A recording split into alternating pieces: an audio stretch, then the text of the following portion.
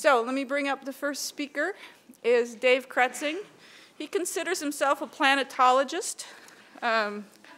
He's actually the hydropower coordinator on the Willamette National Forest. This is his second to the last day of work. He retires tomorrow. Am I mean or what? Make him give him a talk the day before he retires. But this has been a pet peeve over coffee, over beer, wherever you want to get into a fight with Dave about Northwest Forest Plan and what it says on riparian reserves. This is one of his things. So I think he's very well prepared to give this talk. So he's going to go over the Northwest Forest Plan and riparian reserves and what did it actually say in there in the black and white. So help me welcome Dave Kretzing.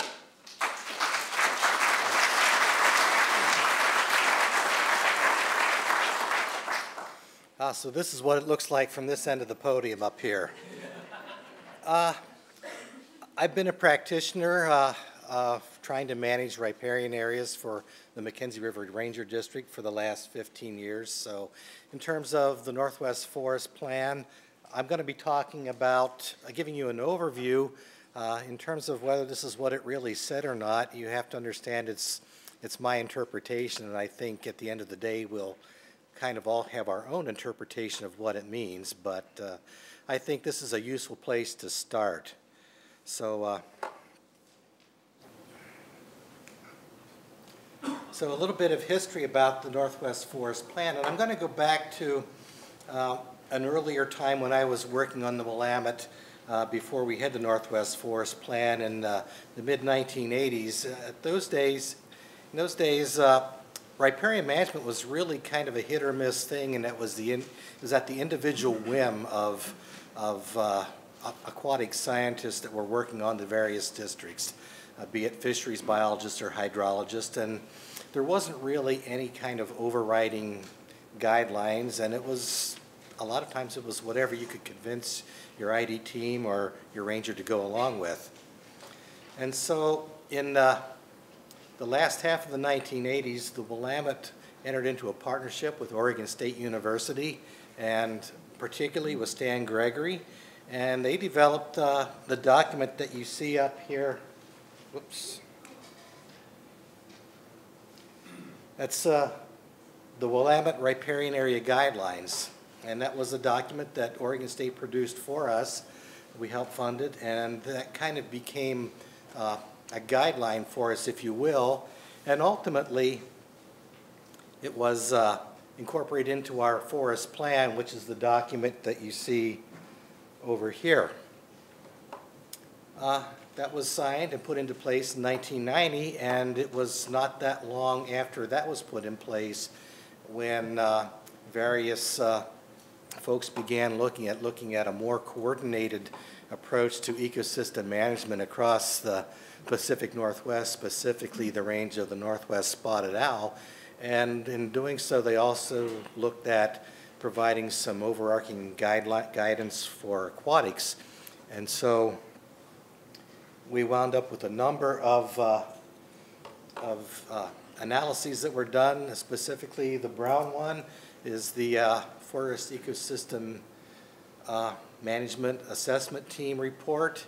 That led to a number of options for how we go about managing forest, and ultimately led to publishing of the FEIS and the Record of Decision for the Northwest Forest Plan, which incorporated the aquatic conservation strategy of which the riparian reserves are a part of. So just briefly, the aquatic conservation strategy is a four-part plan contained in the Northwest Forest Plan specifically for aquatics, and the four parts are, the first part is watershed analysis, which was kind of a new way of thinking where you stopped and you collected all the available information you had about the existing condition, about the processes that are going on in the watershed, looking at key physical, biological, chemical, and social processes to provide a backstop, if you will, for how you go about developing management proposals. The second part of the aquatic conservation strategy was this concept of key watersheds. And key watersheds have a dual purpose in the Northwest Forest Plan. One was they were envisioned as areas that had high values, and they were established to provide extra protection in areas for salmonid species. But in addition, and this is lost on a lot of folks, is it also says in the Northwest Forest Plan that those are to be priority areas for restoration, which leads to that third component, which actually is restoration. And restoration is at the key of why we're here talking today. Is thinning, or is it not, a part of restoration for riparian reserves or even maintenance? And so at the bottom then is riparian reserves, which are the actual areas that are set aside adjacent to streams, which are the focus, which are a focal point for some of this protection and restoration. So what exactly are riparian reserves? Well, they're a land allocation where the management emphasis is on meeting the ACS objectives, and there are 9 of those objectives, and each of those objectives encompass maybe a dozen different processes and items, and I'm not going to talk about those in detail because we have other speakers that are going to do that shortly. But as a minimum, those riparian reserves were intended to include the streams and the adjoining areas, the floodplains, 100-year floodplains, to the extent of inner gorges, to the extent of riparian vegetation, which is commonly known as the riparian area. Note that riparian area and riparian reserves are not synonymous. And then because those 9 objectives incur a lot of aspects of the area around the stream that are not necessarily aquatic, the decision was made to include certain minimum distances from the streams depending on the type of stream. And this is not a complete list of all of those. I've left some of them out, but standing here in a workshop for 20 minutes is no substitute for reading your plan. But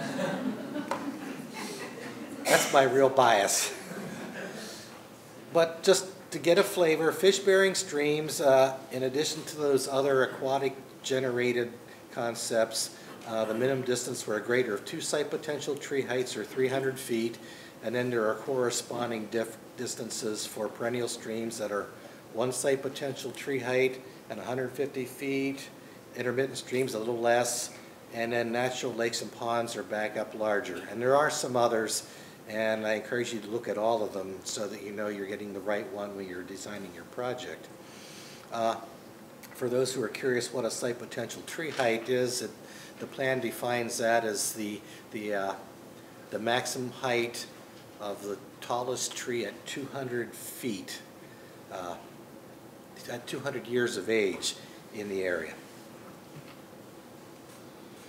And I apologize if you can't see this, but it's not really that important that you see the specifics, but just look in general.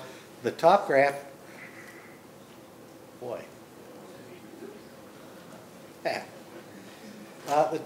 The top chart here, this is a synopsis of the different functions in riparian reserves based on a function of site tree height, and all of these functions are pretty much reach their maximum effectiveness within 1 site potential tree height.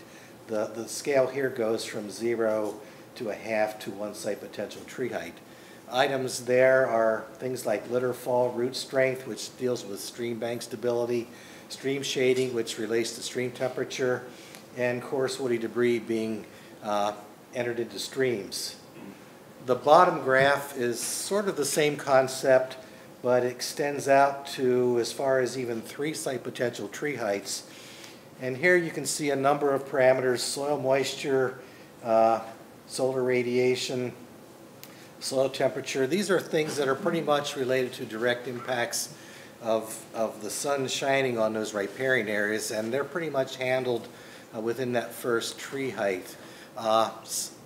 Some of these other items, things like air temperature, wind speed, and relative humidity, because they're a function also of convective transfer of energy, their effects aren't really moderated until you get farther out into the adjoining forest. So before I go on, one thing I'd like to mention, and this is important for those of you who are practicing, the Northwest Forest Plan amended your existing forest plans. They did not replace them. And some of the language in that in the Northwest Forest Plan specifically states that where the existing management direction is more restrictive, it still applies. So you can't just toss aside that big thick green book in the case of the Willamette for the thin green book. You really need to look at them both to understand what you're directed to do. So what about thinning? What I have up here, this is language directly from the Northwest Forest Plan that I think is appropriate. The riparian reserves are set aside for management for the intent of managing for aquatic conservation objectives. And as such, the plan prohibits timber harvest for the sake of timber harvest in those reserves. And it goes on and discusses fuel wood cutting and timber harvest, but it gives some exceptions. And the exception that I want to talk about today is exception TM-1C, where it says one of those exceptions is you're allowed to apply silvicultural practices for riparian reserves to control stocking, reestablish and manage stands, and acquire desired vegetation characteristics needed to attain aquatic conservation strategy objectives. Again, you have all these site-specific kinds of things you want to accomplish, but you have that overarching mandate that it has to be needed to attain your ACS objectives. So when might thinning be appropriate in these riparian reserves? And this is kind of my take on it. And I think thinning can be appropriate whenever it can be identified as an effective means to meet specific ACS objectives. Do you need to grow some larger wood? Do you need some gaps for some structural diversity? Again, those objectives are varied, and they vary by the processes that we're going to be talking about later. But above and beyond that, I think there's a second piece that we have to consider, and that is you also have to consider whether the benefit of meeting the objectives that you identified outweigh possible adverse effects on other ACS objectives. In other words, you shouldn't be just focusing on a single objective and lose track of the other parts that make for those healthy riparian areas. And these benefits and objectives, I think they're context sensitive, and bear with me, I'm going to run you through a little case example of how you might go about thinking about some of these. And this is a picture from an actual planting area on the Mackenzie River Ranger District about 11 years ago, and this particular stand was one that we inherited when we had a land exchange from private industry. It's about 60 years old, and the average tree diameter is probably less than 12 inches, and it's not growing, not doing much of anything right now. And you know, there are some would say, well, it's a no-brainer, we need to get in there and thin, but I would suggest that we need to think about it a little harder before we just jump to that conclusion. And so the first place I would want to do is I want to look at how the rest of the watershed looks. You know, I would look at any stream survey information we have. Do the streams currently have adequate wood, or are they short? Because if they currently have adequate wood, maybe the urgency to go in there and do something, if there are some other reasons for not going there, maybe it's not so great. If those streams are short on wood, maybe it is a little more urgent, and it would sway you towards the side of being more active in your management.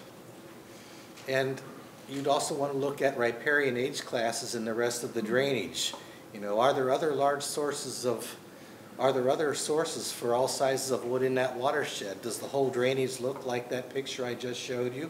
In which case, you know, you probably want to do something to provide some diversity and get large wood components back in. Or if that's, you know, one stand in a drainage that has largely intact riparian, maybe it's not nearly so urgent to go in there. And then finally, what are the streams like? And believe it or not, different streams process wood in different ways, and it really does matter. This is just a quick slide that I stole from Gordon Grant. It's a hydrograph because I am a hydrologist after all.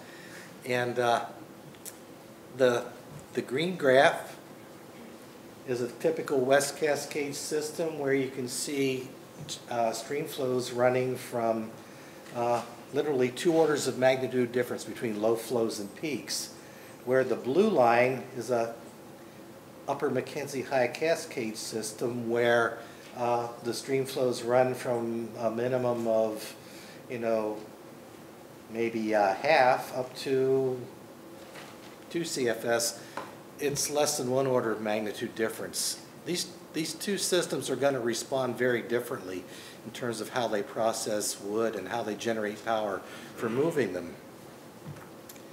And so, while this really isn't a true West Cascade system, this is typical of the kind of power that's generated in them, and you can see that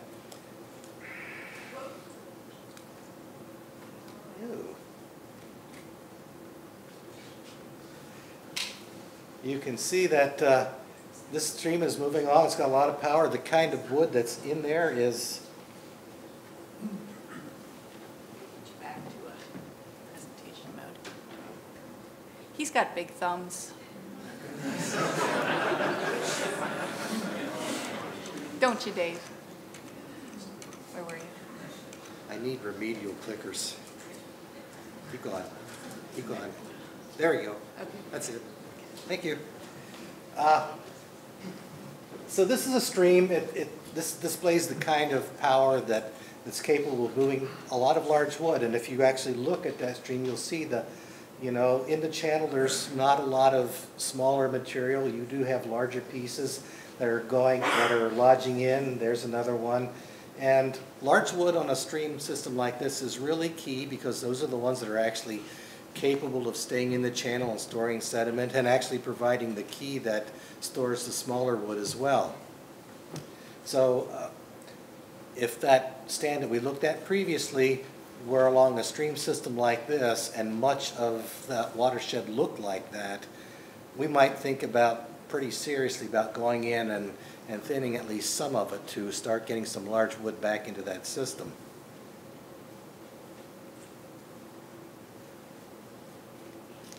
On the other hand, this is a classic high cascade stream in the Upper Mackenzie, and this is still a big stream. There's a lot of water in that stream, but if you look at the wood, these are not very large pieces. Many of these are the same size as the pieces that were in that stand that we just looked at.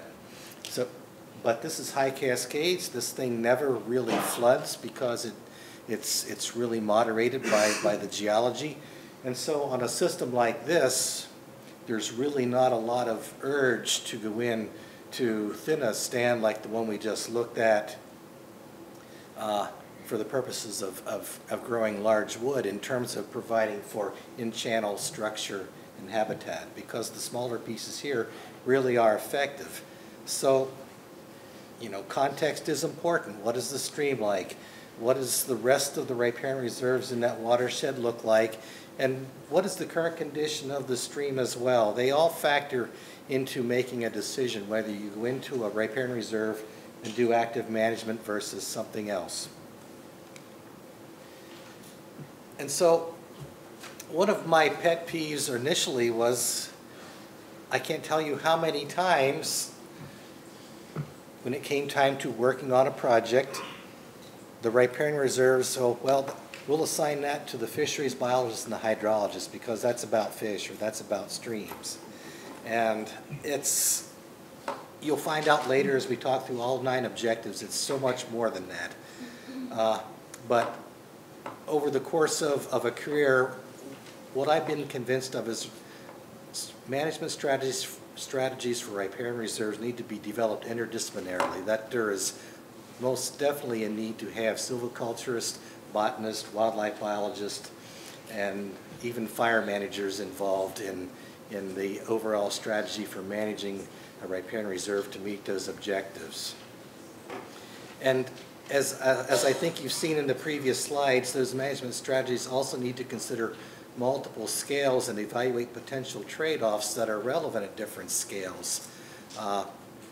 You might look seriously at a need to do some restoration, but think strongly about whether doing that restoration allows you to maintain some of the other objectives.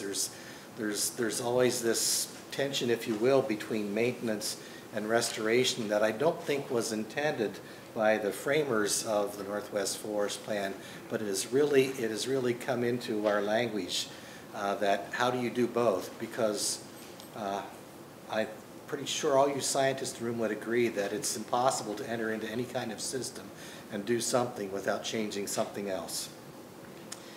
And finally, something to consider is even if you take a passive approach and you elect for a no-action decision, I think we need to be able to display in our environmental analyses what the effects of that are, because even deciding to do nothing, if there is something that can be accomplished, you are making trade-offs, and I think we need to do a better job of displaying those. And so with that, I'll leave you with your moment of Zen. This is Proxy Falls on McKenzie River Ranger District.